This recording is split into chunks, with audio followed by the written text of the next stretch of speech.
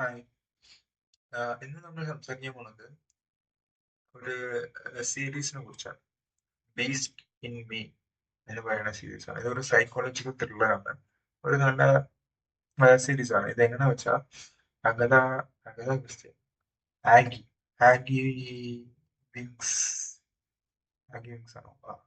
Aghi wings എന്ന ഒരു പേരിൽ അറിയപ്പെടുന്ന ഒരു author, ആ, അവളുടെ ഒരേ മകനായ കൂപ്പറിനെ ഒരു ആക്സിഡന്റിൽ നഷ്ടപ്പെട്ടു. ഒരു ഡ്രങ്ക് ആൻഡ് ഡ്രൈവ് ആക്സിഡന്റ് ആണ്. അത് ഓപ്പൺ ഡ്രൈവ് ചെയ്ത് വന്ന ആള് ഡ്രങ്ക് ആയിരുന്നു. അപ്പൊ അങ്ങനെ ആ, മകനെ നഷ്ടപ്പെട്ട് തന്റെ personal life, relationship, she's A lesbian, relationship നഷ്ടപ്പെട്ട് ഈ മകനൊന്ന് ദത്തെടുത്ത മകൻ. അപ്പോ ആ, ഇങ്ങനെ ഇരിക്കുമ്പോ അവൾക്കൊന്നും കോൺസെൻട്രേറ്റ് ചെയ്യാൻ പറ്റുന്നില്ല. അപ്പൊ അവളുടെ അടുത്ത ബുക്കിൽ പോലും അവൾക്ക് എന്താ എഴുതാൻ പറ്റുന്നില്ല. എന്താ ഒരു പേജ് പോലും കംപ്ലീറ്റ് ചെയ്തിട്ടില്ല കുറെ മാസങ്ങളായിട്ട്. അങ്ങനെ ഇരിക്കുമ്പോഴാണ് ഇവൾക്ക് ആഹ് ആഹ് തന്റെ അടുത്ത വീട്ടിൽ ഒരു പുതിയതായിട്ടുള്ള ഒരു നെയ്ബർ വന്നിട്ടുണ്ടെന്ന് മനസ്സിലാവുന്നത്. അപ്പൊ ഈ നെയ്ബർ വന്ന് ശരിക്കും ആഹ് ആരാ വെച്ചാ നയൽ നയൽ ജാർവസ് നയൽ ജാർവസ് എന്ന ക്യാരക്ടർ. ഈ നയൽ ജാർവസ് വന്നിട്ട് ശരിക്കും ആരാ പറഞ്ഞ ഇത് വന്ന് ഒരു കോൺട്രവേഴ്സിയിൽ പെട്ട, അതായത് തന്റെ സ്വന്തം ഭാര്യനെ കൊന്നു എന്ന് പറയപ്പെടുന്ന ഒരു വ്യക്തിയാണ്. കുറെ പൈസ ഉണ്ട്, കുറെ റിച്ചാണ് അവൻ. അവന്റെ അച്ഛനും റിച്ചാണ്, കുറെ റിച്ചാണ്. അപ്പോ അങ്ങനെയുള്ള ഒരു വ്യക്തി അടുത്ത് വരുന്നു. ഇത് കുറെ കോൺട്രവേഴ്സി. ഇങ്ങനെ ഭാര്യനെ ഇവനാണ് കൊന്നെന്ന് പറഞ്ഞിട്ട്. പക്ഷെ ഇവന്റെ സൈഡിന് ഒരു എക്സ്പ്ലനേഷൻ ആയിട്ട് ചോദിച്ചിട്ടില്ല, തെളിവുകളും ഒന്നും ഇല്ലാതാണ്. പക്ഷെ എല്ലാവർക്കും അറിയാം ഇവനാണ് കൊന്നത്. ഇവൻ ഒരുമാതിരി സൈക്കോ ആണ്. ഇത് ഒരു അടിപൊളി ക്യാരക്ടറാണ് ശരിക്കും. അതായത് എന്താ പറയാ, സൈക്കോ പറഞ്ഞ ചുമ്മാ ചോര കാണിക്കുന്നത്, അത് മേക്കപ്പ് ഒക്കെ ഇട്ടിട്ടല്ല. ഇത് ഇവിടെ കാണുമ്പോൾ തന്നെ അവന്റെ അഭിനയം തന്നെ അടിപൊളിയാണ്. ഒരു ഒരു കണ്ടാൽ തന്നെ നമുക്ക് പേടിക്കും. അങ്ങനെ അവന്റെ ചിരി ഒക്കെ കാണണം. അവന്റെ ചിരി കണ്ട ഒരു സൈക്കോ ചിരിക്കുന്ന പോലെയാണ് അവന്റെ ചിരി. ഒരു പേടി തോന്നും നമുക്ക് കാണുമ്പോൾ. അപ്പോ ആഹ് ശരിക്കും ഇതെങ്ങനെ തുടങ്ങുന്ന വെച്ചാൽ ഇവൾക്കും അവനും ക്ലാഷ് ഉണ്ടാവും. എങ്ങനെ ക്ലാഷ് ഉണ്ടാവുക വെച്ചാ, ഇവ വന്നിട്ട് അവന്റെ വീട്ടിന്റെ ചുറ്റും, അതായത് ചുറ്റും കാടാണ്. അപ്പൊ കാട്ടിനുള്ളിൽ കൂടെ ഒരു റൺവേ പാത്ത് കെട്ടാൻ വേണ്ടിയിട്ട് അവൻ പ്ലാൻ ചെയ്യും. അപ്പൊ ഇത് പൊതുസ്ഥലമാണല്ലോ. അതൊരു കമ്മ്യൂണിറ്റി പോലെയാണ്. അപ്പൊ അവിടുത്തെ നെയ്ബേഴ്സും ഒക്കെ സിഗ്നേച്ചർ വാങ്ങും. ഇവള് മാത്രം സമ്മതിക്കില്ല, ഇവള് മാത്രം സൈൻ ചെയ്യില്ല.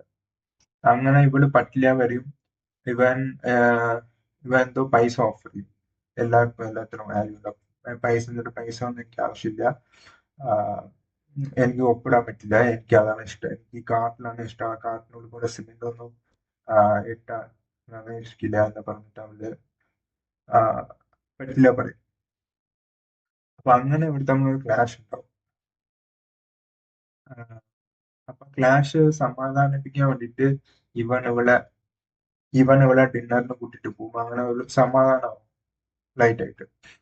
ആഹ് അങ്ങനെ സമാധാനമായ ശേഷം എന്താ സംഭവിക്കുക?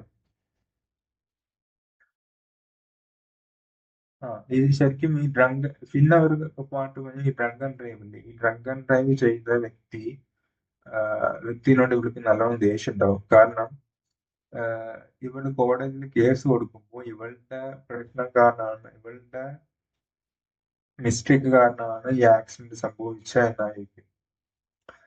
അതുകൊണ്ട് തന്നെ ആ പയ്യനെ ഇവൾക്ക് ഇഷ്ടപ്പെട്ടില്ല. അത് അത് വന്നിട്ട് ഇവനോട് ഷെയർ ചെയ്യും. ഏറ്റവും പിറ്റേ ദിവസം വന്നിട്ട് അവൻ കാണാതെ പോകും. അവൻ മിസ്സിങ് ആവും. അത് വന്നിട്ട് ഇവൻ ശരിക്കും ഇവൾക്ക് ഒരു ഫേവർ ചെയ്യണ പോലെ, അങ്ങനത്തെ കുറച്ച് സൈക്കോസ് അവൻ. സൈക്കോ പോലെ അതാണ് ഉണ്ടാവും കാണാൻ. അടിപൊളി സൈക്കോളജിക്കൽ ത്രില്ലറാണ്. സൈക്കോളജിക്കൽ ത്രില്ലർ ഇഷ്ടമല്ല എല്ലാവർക്കും കാണാം. നല്ല അടിപൊളിയാണ്. കുറച്ച് കുറച്ച് സ്ലോ ആണ്. അതായത് ആ ഒരു ക്യാരക്ടറിനെ ഡെവലപ്പ് ചെയ്ത് എടുക്കാൻ വേണ്ടിയിട്ട് കുറച്ച് സമയം എടുത്ത് കാണിച്ചിട്ടുണ്ടാവും. ആഹ് അല്ലാണ്ട് നോക്കുമ്പോ നല്ല ഒരു ത്രില്ലറാണ്. ഒരു ഫോറിന് അല്ല 5-4 കൊടുക്കാം റേറ്റിംഗ്. നല്ലൊരു പടമാണ്. നല്ലൊരു പടമല്ല, അത് സീരീസാണ്. ഈ സീരീസ് നെറ്റ്ഫ്ലിക്സിലുണ്ട്. ബീസ്റ്റ് ഇൻ മീ എന്നാണ് സീരീസിന്റെ പേര്. ഇതൊരു ലിമിറ്റഡ് സീരീസ് ആണ്. വലിയ ഇതൊന്നുമില്ല. എത്ര 5-6 എപ്പിസോഡ് എന്തോ ഉള്ളൂ. It's A limited series. അപ്പൊ പെട്ടെന്ന് തീരും. ആഹ് ഞങ്ങൾക്ക് 2-3 ദിവസത്തിൽ തീർന്നു. ഓരോ ദിവസം 2 എപ്പിസോഡ് വെച്ച് കണ്ടാൽ തീരും. സോ യാ, അതൊരു നല്ല സീരീസ് ആയിരുന്നു.